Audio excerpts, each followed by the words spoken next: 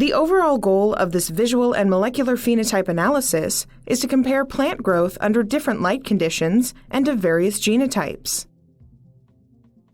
This method can help answer key questions in the plant research field, such as acclimation to different light conditions.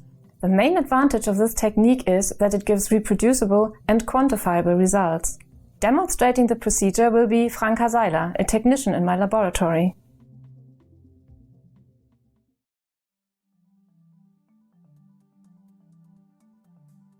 To begin, calculate an appropriate sample size and prepare the requisite number of 6 by 7 cm pots with soil and plant a single seed in each.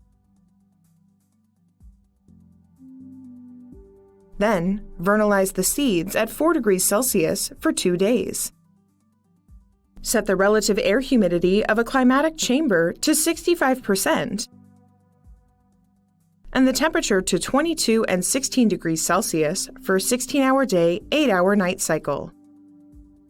Then, adjust the light on all levels to an intensity of 200 micromoles per square centimeter and second.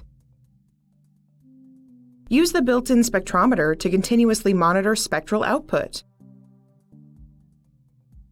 Place the plants in the climatic chamber and cover them with a transparent top until well-developed cotyledons emerge.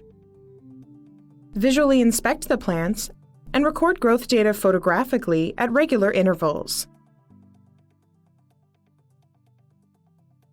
To ensure consistent images, use a camera tripod and a scale bar for each picture.